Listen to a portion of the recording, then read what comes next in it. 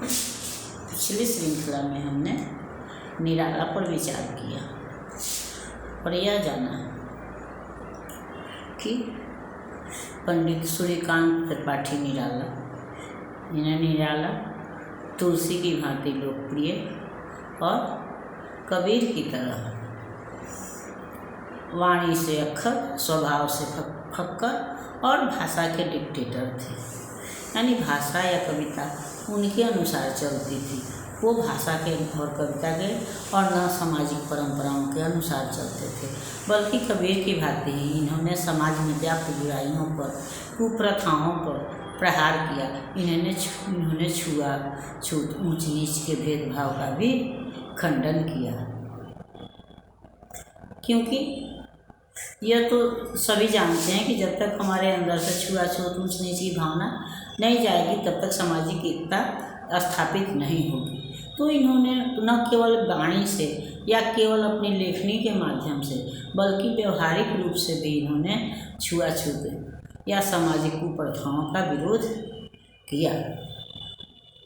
इनकी रचना के पात्र भी जो है वो समाज के उपेक्षित वर्ग के ही लोग थे, जैसे चतुरी चमार हो गया, बिल्ले सुन बकरिया या भिक्षुक, कुकुरमुत्ता या पत्थर तोड़ती स्त्री, जो कि समाज के मजदूर वर्ग से आते हैं, उपेक्षित वर्ग से आते हैं। इन्होंने सौंदर्य को नहीं बल्कि यथार्थ का वर्णन किया और यही कारण है कि इनको तुलसी के समान लोकप्रियता हासिल हुई या कबीर के समान जो है समाज का प्रेम मिला। इन्होंने न केवल लेखनी के माध्यम से बल्कि व्यवहार में भी इन्होंने सामाजिक कुप्रथाओं का विरोध किया। चतुरी चमार से भी इनका घनिष्ठ संबंध था। निराला को छायावाद का आधार स्तंभ होने का गौरव प्राप्त है। जिस तरह से किसी भवन के निर्माण में 4 पायों की आवश्यकता होती है, तो उसी तरह से छायावाद के भी 4 आधार स्तंभ माने जाते हैं, जयशंकर प्रसाद, सुमित्रानंदन पंत, महादेवी वर्मा और सूर्यकांत त्रिपाठी निराला। तो यहाँ हम उनकी रचना तोड़ती पत्थर पर विचार करेंगे। तो यह तो हम जान चुके हैं कि निराला ने समाज के सौंदर्य को नहीं देखा, बल्कि विद्रूपताओं में ही सौंदर्य को खोजा।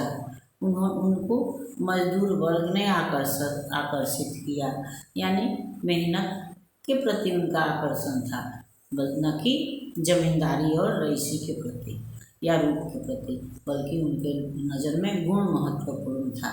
यही कारण है कि उन्होंने सौंदर्य का नहीं बल्कि कर्म का वर्णन किया है, कर्मठता को महत्व दिया है।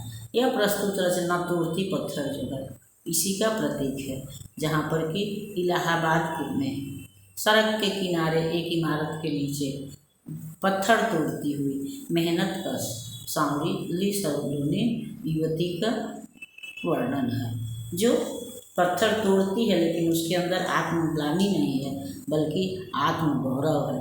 वह यह नहीं समझती कि मैं हीन काम कर रही हूँ, नीच काम कर रही हूँ, बल्कि यह लग रहा है कि मैं मेहनत कर रही हूँ, मैं किसी से छीन नहीं रही हूँ, किसी का ले नहीं रही हूँ, बल्कि मैं अपनी मेहनत से अपनी आजीविका कमा रही हूँ। मेरे पास सांसारिक आकर्षणों को देखने का या सुनने का समय नहीं है।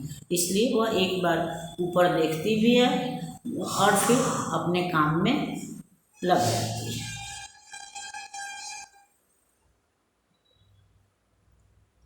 वह तोड़ती पत्थर देखा उसे मैंने इलाहाबाद के पथ पर, कोई न छायादार पेड़ वह जिसके तले बैठी हुई स्वीकार, श्याम तन भर बधा उन्नत नयन प्रिय कर्म मन, गुरु हथौड़ा हाथ करती बार बार प्रहार, सामने तरुमालिका अट्टालिका प्रकार।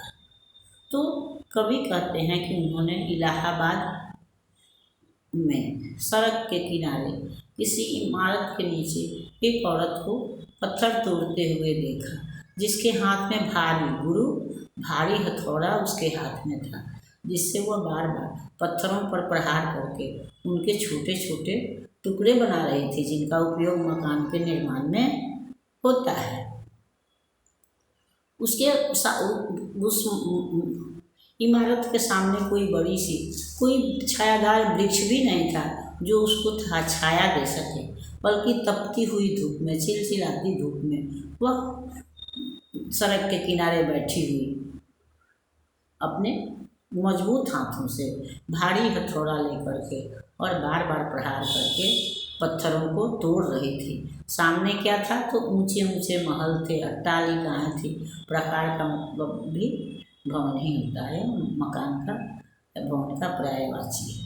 तो सामने सामने ऊंची ऊंची अट्टालिकाएं थी, इमारतें थी, लेकिन वह औरत जो है वह किसी छायादार वृक्ष के नीचे है और न किसी महल या इमारत के नीचे है, बल्कि वह खाली सड़क पर, सूनी सड़क पर चिलचिलाती धूप में बैठ करके पत्थर तोड़ रही थी। चढ़ रही थी धूप, गर्मियों के दिन दीवा का तमतमाता रूप उठी झुलसाती हुई, रुई ज्यों जलती हुई भूख, गर्द चिंगी छा गई, प्रायः हुई दोपहर, वह तोड़ती पत्थर। ग्रीष्म काल का सूर्य जो है वह अपने प्रचंड रूप में था, यानी दोपहर हो गया था। सूर्य भगवान जो है वह आसमान के बीचों बीच थे, यानी कि तीखी धूप लग रही थी। सूर्य भगवान का तमतमाता हो यानी रौद्र रूप एक कहें सो वो था, जो लू जो है वह गर्म हवा चल रही थी, जो शरीर को झुलसा रही थी।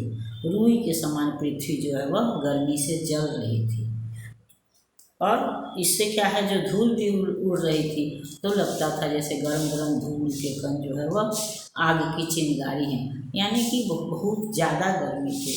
लेकिन उस गर्मी में भी वह औरत जो है वह रुक नहीं रही थी, बल्कि वह अपने हाथ में हथौड़ा लेके बार बार प्रहार करते हुए पत्थरों को तोड़ रही थी।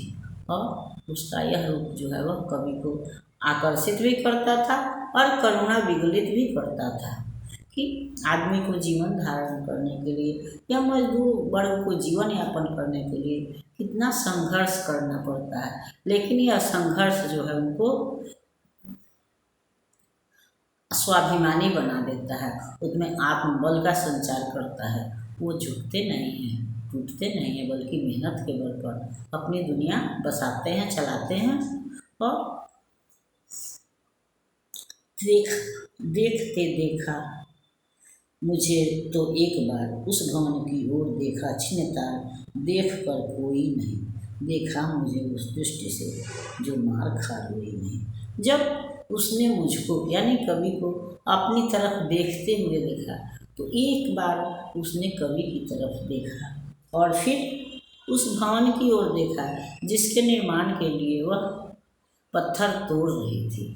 फिर उसने इस तरह से, इस दृष्टि से देखा जिसमें कष्ट तो था, लेकिन उस कष्ट के लिए उसको आंसू बहाना स्वीकार नहीं था, बल्कि जीवन यापन के लिए, आजीविका के लिए उसने परिश्रम को, श्रम को महत्व दिया।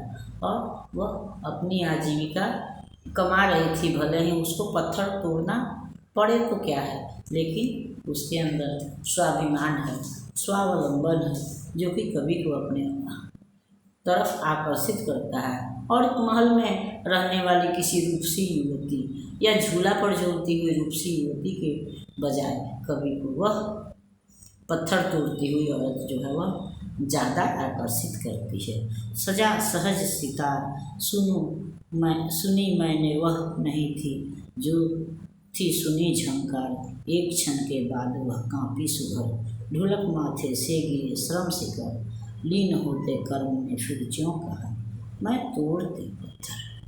तो काम में भी एक आकर्षण होता है, काम में भी एक संगीत होता है, एक लय होता है। वह जिस तरह से बारिश की बूंदें गिरती हैं, उसमें भी एक संगीत होता है। उसी तरह कर्म निरत जो रूप है, जो लगातार काम करते हैं, उसमें भी एक सौंदर्य होता है, एक खूबसूरती होती है। और वही खूबसूरती जो है वह इस औरत में है, वही आकर्षण इस औरत में है। वह कवि की तरफ देखती है और फिर अपने काम में लग जाती है। उसके काम में क्या है, एक संगीत है, एक झंकार है। वह लगातार जो है वह पत्थर तोड़ रही है और उससे निकलने वाली आवाज़ जो है वह संगीत का रूप ले रही है।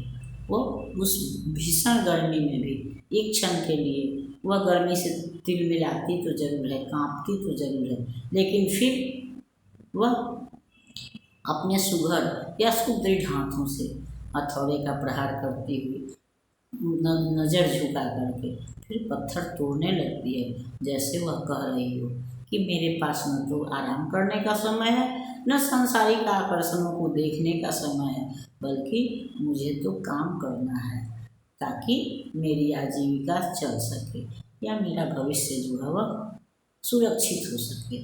तो इस तरह से हम देखते हैं कि कवि को जो है वह पारंपरिक जो उपमान जो है वो आकर्षित नहीं करते हैं, बल्कि वह